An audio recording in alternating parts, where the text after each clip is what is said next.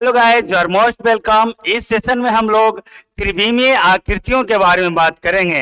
3D diagrams के बारे में हम लोग बात करने वाले हैं। आपके सीटेट में अक्सर इससे क्वेश्चन पूछा जा रहा है त्रिविमीय आकृतियों से संबंधित।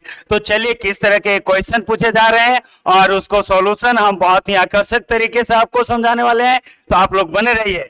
चलिए, आप जैसा कि हम बता देते हैं कि लगातार ये क्वेश्चन आपके सीटेट के एग्जाम में पूछे जा रहे हैं। क्वेश्चन नंबर 39 में हमने देखा एक ठोस आकृति जिसकी सभी सतहें एक समान है वह आकृति नहीं हो सकती है। तो हम दूसरे सेट में यह भी क्वेश्चन देख लेते हैं कि एक ठोस आकृति जिसकी सभी सतहें एक समान है वह आकृति नहीं हो सकती है। प्रश्न दोनों एक जैसा है, सिर्फ ऑप्शन का खेल है। यहाँ घन, चतुष्फलक, त्रिकोणमितीय प्रिज्म और अष्टफलक में आपको छांटने हैं कि कौन सा ऐसा त्रिकोणमितीय आकृति है जिसमें सभी एक समान फलक नहीं है। और यहाँ ऑप्शन में आपको दिया हुआ है घन, चतुष्फलक, पंचभुजाकार प्रिज्म और अष्टफलक। तो चलिए एक एक करके हम इन सभी की बात करते हैं कि घन क्या होता है, इसके कितने पृष्ठ और किस तरह के पृष्ठ होते हैं, चतुष्फलक में कितने पृष्ठ और किस तरह के पृष्ठ होते हैं, पंचभुजाकार प्रिज्म कैसा होता है, अष्टभुजाकार 3D आकृति क्या होता है, अष्टफलकीय 3D आकृति क्या होता है, तो त्रिकोणीय प्रिज्म कैसा होता है। इन सभी को लेकर हम आपके बीच आए हैं और मैं आपको बता दूं, सबसे पहले मैं आपको बता दूं कि यहाँ पर आप जो देख रहे हैं, यहाँ पे जो आप देख रहे हैं ये आपका घन है, ये आपका घन है। आप देख सकते हैं कि ये जो घन है इस घन में आपके 6 फलके हैं। इस घन में आपका 6 फलके हैं। 6 फलकों को आप बहुत अच्छे से देख सकते हैं। 6 फलके आपको दिख रहे होंगे। 6 फलकों को हम इस तरह से हटा के काउंट भी कर सकते हैं, तो 6 फलक आपको घन में साफ से दिख जाता है। और ये बात कहना नहीं 1 2 3 4 5 6 फलक आपको बहुत आसानी से घन में दिख जाते हैं। चलिए हम आपको दूसरे आकृति की बात करें तो ये है आपका चतुष्फलकीय। ये चतुष्फलकीय आकृति है, इसमें आप काउंट कर सकते हैं तो आपके पास 4 फलक दिख रहे होंगे, देख सकते हैं। तो इसमें आपको 4 फलक दिख जाएंगे। गौर से आप देख सकते हैं तो 3 फलक तो आपको ऊपर की तरफ गया है और 1 फलक जो है आपका बेस है। चलिए आप देख सकते हैं कि ऊपर की तरफ जो है आपका 3 आकृति, 3 फेसेस, 3 सतह जो है आपका ऊपर से नीचे जाता है। देख सकते हैं 3 सतह ऊपर से नीचे जा रहा है और 1 आपका बेस है।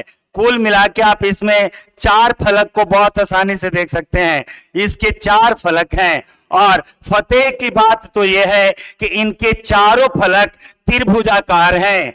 यह आपका चतुष्फलकीय त्रिविमीय आकृति है क्योंकि इसमें 4 फलक हैं, 3 फलक ऊपर की ओर और 1 नीचे भी फलक है। चारों फलक इसके त्रिभुजाकार हैं। यदि हम नियमित चतुष्फलकीय आकृति की बात करें तो इनके चारों जो फलक हैं जो आपस में सर्वांगसम त्रिभुज का निर्माण करता है, यानी कि 4 सर्वांगसम त्रिभुजों से मिलकर यह निर्माण हुआ है। यह जो है आपका चतुष्फलकीय आकृति है जिसमें आप देख सकते हैं कि 4 फलक है। 3 फलक आपको ऊपर की ओर दिख जाते हैं और 1 फलक नीचे, और चारों फलक, चारों सरफेस यहाँ पर त्रिभुजाकार हैं। और हम आगे अगली डायग्राम की बात करते हैं तो वो था जिसमें 4 फलक हैं। हम आपको दिखला रहे हैं एक आकृति। ये जो आकृति आप देख रहे हैं इस आकृति में आपको 8 फलक दिख जाएंगे। ये आकृति में आपको 8 फलक दिख जाते हैं जबकि ये आपका त्रिभुजाकार प्रिज्म है। आप देख सकते हैं कि जो त्रिभुजाकार प्रिज्म है इसमें आगे की ओर और एक पीछे की ओर, आगे की ओर एक त्रिभुज है और पीछे की ओर भी एक त्रिभुज है, और बाकी इनके जो पार्श्व पृष्ठ हैं, इसके किनारे किनारे वाला पृष्ठ है जो आयत है, इसमें आपको आराम से दिख जाएगा 3 आयताकार पृष्ठ दिख जाएगा। 3 आयताकार पृष्ठ आपको दिख जाता है और दो त्रिभुजाकार पृष्ठ दिख जाता है। आप गौर से देखें तो ऊपर से नीचे दो आयताकार पृष्ठ और एक बेस यानी आधार के रूप में आधाकार पृष्ठ, एक आगे की ओर त्रिभुजाकार पृष्ठ और पीछे की ओर भी त्रिभुजाकार पृष्ठ, दो त्रिभुजाकार पृष्ठ और तीन आयताकार पृष्ठ, कुल मिला के 5 पृष्ठ होते हैं त्रिभुजाकार प्रिज्म में। अब आप देख सकते हैं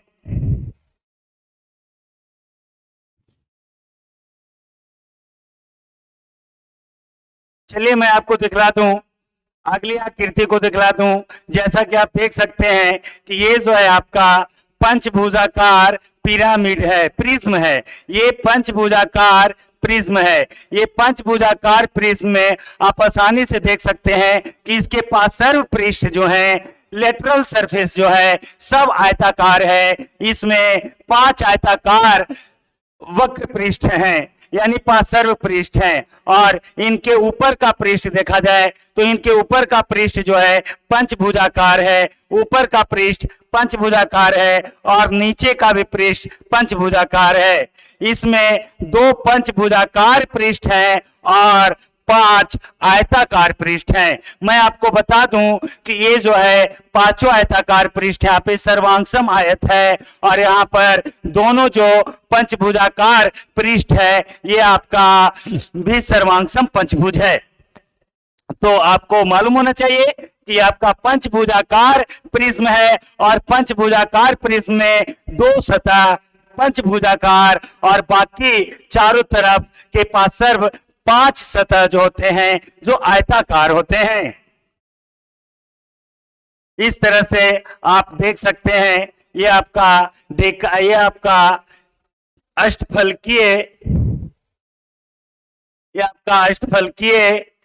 त्रिविमीय आकृति है।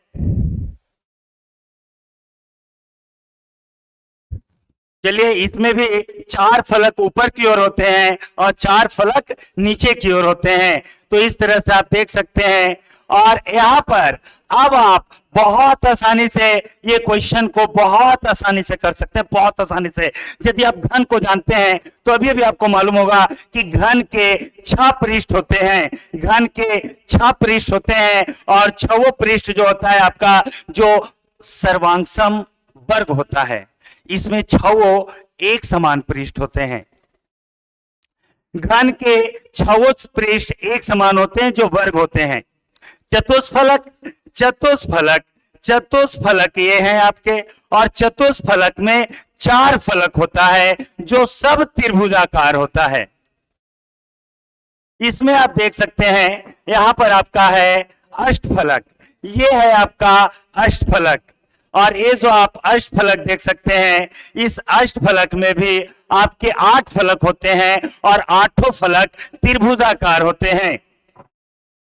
जबकि आप ऑप्शन नंबर सी में देख सकते हैं त्रिकोणमितीय प्रिज्म, इनकी सभी सतहें सभी फलक एक समान नहीं होता है। त्रिभुजाकार जो प्रिज्म होता है, इस त्रिभुजाकार प्रिज्म में 3 फलक एक साथ एक जैसा होता है और 2 फलक एक जैसा होता है। तो यहां पे आप देख सकते हैं, इस क्वेश्चन में आप देख सकते हैं कि कौन सा ठोस आकृति है जिसकी सभी सतहें एक समान नहीं होता। तो घन की सभी सतहें एक समान होती है, चतुष्फलक की भी सभी सतहें एक समान होती है, अष्टफलक की भी सभी सतहें एक समान होती है, लेकिन त्रिकोणीय प्रिज्म की सभी सतहें एक समान नहीं होती है। 2 सतह त्रिभुजाकार और 3 सतह आयत होता है। तो कौन सी ऐसी आकृति है? तो वह आकृति है आपका त्रिकोणीय प्रिज्म।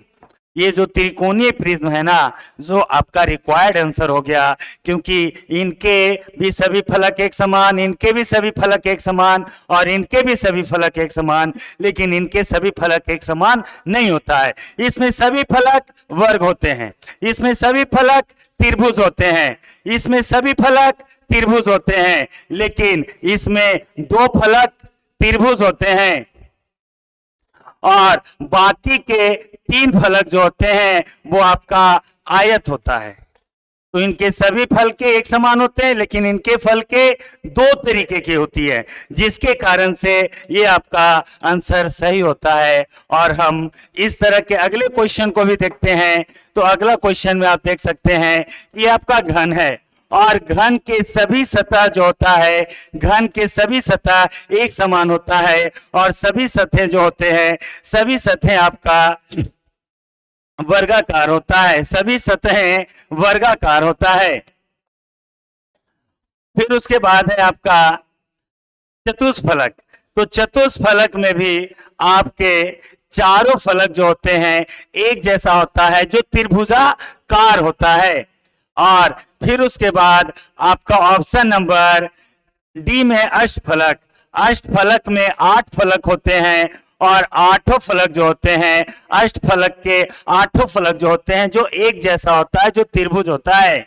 लेकिन यहाँ पर आप देख सकते हैं कि आपके ऑप्शन में यहाँ पे पंचभुजाकार प्रिज्म है, पंचभुजाकार प्रिज्म है, और ये जो पंचभुजाकार प्रिज्म है ना, इनकी सभी सतहें एक समान नहीं होती। इनकी दो सतहें, ऊपर की सतह और नीचे की सतह एक समान होता है, और किनारे किनारे की सतहें जो होती है एक समान नहीं होती है। किनारे किनारों की सतह आयताकार होता है, ऊपर और नीचे की सतह पंचभुजाकार होता है। तो वह कौन सी आकृति है जिसकी सभी सतहें एक समान नहीं होती है? तो वो हो जाएगा आपका पंचभुजाकार प्रिज्म। तो आप यहाँ पे देख सकते हैं कि आपका ये जो घन होता है, इसके सभी फलक वर्ग होते हैं, चतुष्फलक के सभी फलक त्रिभुज होते हैं, अष्टफलक के सभी फलक त्रिभुज होते हैं, लेकिन पंचभुजाकार प्रिज्म के दो फलक जो होता है पंचभुज होता है, और बाकी के 5 फलक जो होते हैं